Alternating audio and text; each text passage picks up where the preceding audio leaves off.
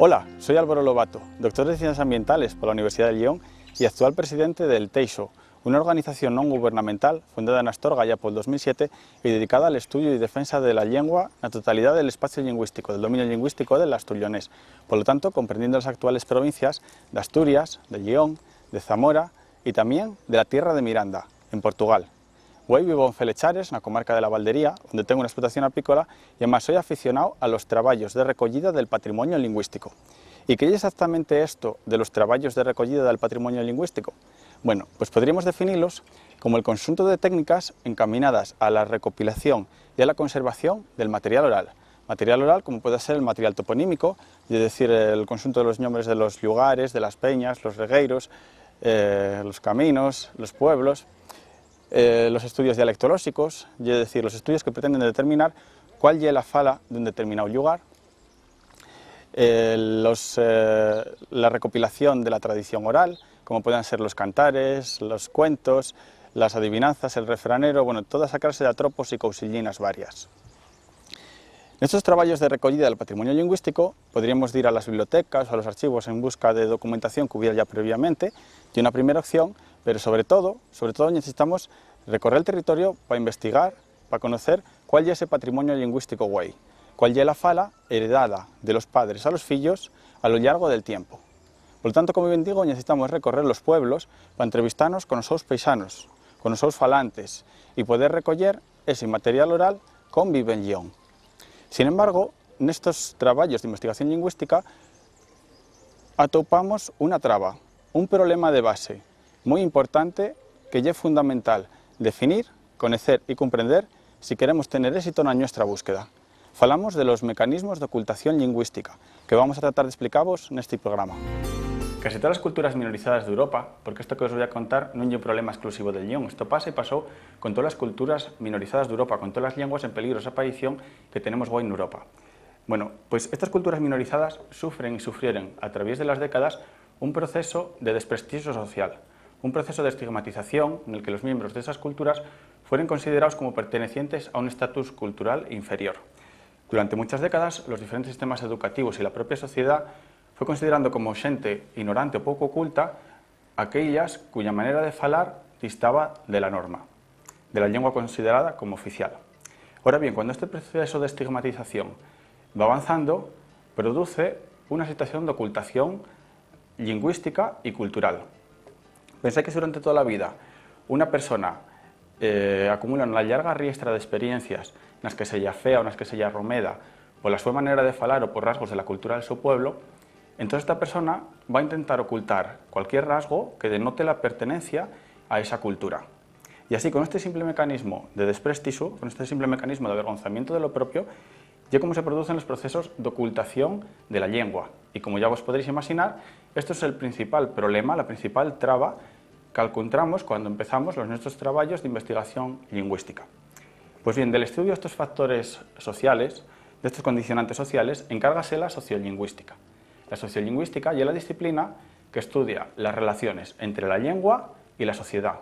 Todo ese marco social, todos estos condicionantes de prestigio o desprestigio que envuelven el uso de una lengua o de otra, y en materia de estudio de la sociolingüística. Presentado ya el problema de ocultación de la lengua y definido qué es la sociolingüística, pasamos a comentar ahora un poco sobre el panorama resultante actual aquí en Lyon a través de los usos, las creencias y las actitudes sobre el asturianés. Cuando una cultura está tan estigmatizada, tiene lugar una especie de bilingüismo en el que la lengua autóctona tiende a usarse únicamente en los ambientes de mayor confianza o cercanía. Esto ya lo que los lingüistas denominan el fenómeno de diglosia. La diglosia ya es la convivencia de dos lenguas que no tienen la misma valoración social o uso en un mismo territorio. Es decir, la diglosia es una situación en la que conviven dos lenguas en una misma comunidad de falantes, de manera que por tener una de ellas una mayor valoración social, úsanse en circunstancias o en espacios diferentes. Normalmente una lle más cercana o familiar, en este caso el asturianés, para usarse con los vecinos o con la gente de casa, y la otra tiene un uso más formal, en este caso el castellano, para usarse con la gente desconocida o de fuera. De esta manera, la lengua autóctona va a ir resistiendo unas conversaciones entre los vecinos que viven normalmente en el mismo pueblo y progresivamente, tal como puede verse hoy nas comarcas máis expuestas ou colindantes con as áreas de fala castellana, la lengua vai retrocediendo a un ambiente máis familiar, posase con a xente de casa. E además, esta terminoloxía que estamos utilizando aquí, de castellano o asturianés, é unha terminoloxía moi nueva, digamos que moi erudita. Na realidad, esta descripción de los usos de los diferentes ambientes, más formales o cercanos, se explicaría más cotidianamente de una manera similar a esto. En la calle hablamos bien, y en casa falamos un chapurriao de tela marinera, o directamente, en casa falamos mal. Daos cuenta que esta terminoloxía de con la gente de fuera en la calle hablamos bien, y castellano, y en casa falamos mal, y asturianés, concuerda perfectamente con este esquema de cultura de prestigio y cultura de desprestigio que es el esquema común en todas las culturas minorizadas de Europa. Y ahora también vamos a centrarnos en el uso del leonés con respecto a la edad de los falantes. Y voy a pediros que hagamos un ejercicio de empatía y vamos a suponer que a través de la escuela, la televisión o las diferentes experiencias de la vida somos conscientes que la nuestra lengua no es una lengua de prestigio. Entonces, dentro de este contexto, ¿qué pasaría si teníamos rapaces en casa, si teníamos niños en casa? ¿De qué manera falaríamos a los rapaces? O mejor, ¿de qué manera querremos que ellos falen? Bueno, pues lo normal ya que si la gente de fuera piensa que la lengua del pueblo es una lengua poco oculta, entonces sería una vergüenza que los rapaces de casa aprendan a falar así. Por lo tanto, de los propios ambientes domésticos, poco a poco va cortándose la transmisión del patrimonio lingüístico autóctono. ¿Por qué? Pues para evitar transmitirles el estigma lingüístico. Entonces, ¿qué es lo que está pasando con el uso del leonés? Pues que si no ponemos remedio, poco a poco vamos cortando, vamos tapando, vamos acabando con la transmisión de este patrimonio lingüístico autóctono. La lengua ya no se fala con la gente de fuera, con la gente desconocida. La lengua, poco a poco, va sustituyéndose en la calle. La lengua ya casi no se fala con los rapaces, con la gente nueva. La lengua, por lo tanto, va perdiendo visibilidad. Y tanto ya así que en las comarcas más expuestas, en las comarcas limítrofes con las áreas de fala castellana, la lengua ya solo se usa güey en las casas de puertas pa dentro. Y en los peores casos, la lengua ya solo está en la memoria de los que güey tienen más de 80 años. Buenas a todos.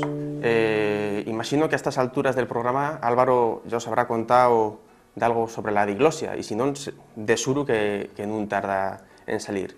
Yo, en tanto, voy a dibujaros un burro y después vos diréis por qué.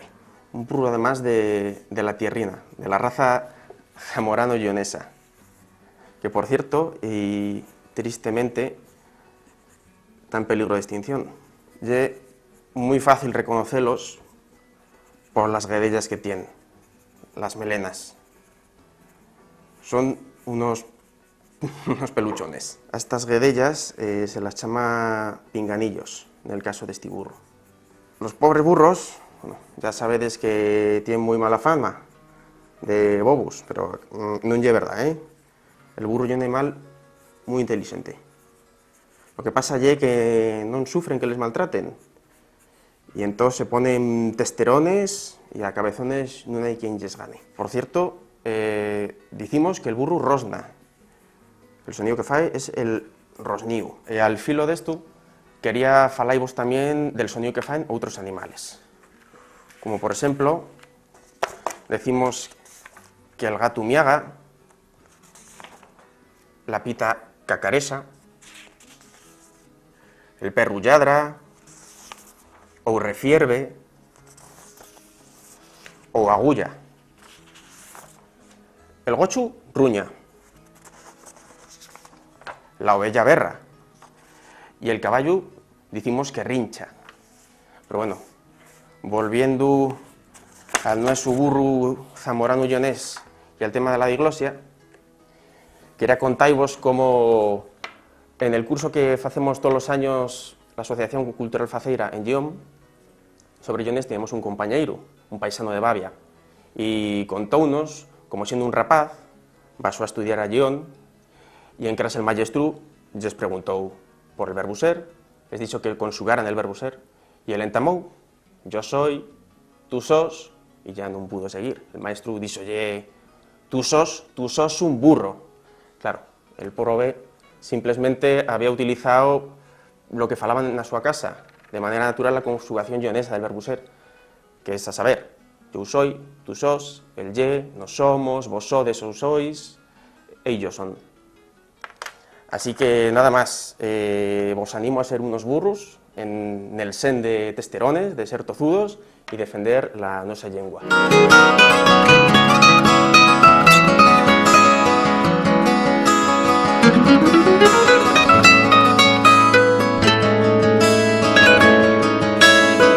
Vistos los usos del asturianés, hablaremos ahora sobre las creencias, y otra vez las creencias típicas que encontramos cuando visitamos los diferentes pueblos donde se fala asturianés son tocantes, son relacionadas con esta posición de desprestigio ya mentada. En la mayor parte de los casos, cuando vamos preguntando sobre la fala tradicional del lugar, los paisanos y las paisanas suelen referirse a la lengua como falar mal, y con frecuencia piensan que vamos a entrevistarlos para grabarlos y reírnos después de ellos. Vamos, que está profundamente asentado la idea que el uso de la fala ya es motivo frecuente de mofa o de burla para la gente de fuera. En algún caso, fruto de la represión lingüística vivida durante los 40 años del franquismo, en Tabigüey podemos encontrar la creencia que el uso de las lenguas autóctonas del país ya es motivo de delito. De este hecho tan sorprendente tenemos grabados múltiples ejemplos. En uno de ellos, grabado más en Toreno en el año 2018, la señora entrevistada páranos la conversación y pregunta toda seria o asustada que a ver si por decirnos ella esas palabras no podrían venir después y llevar la presa.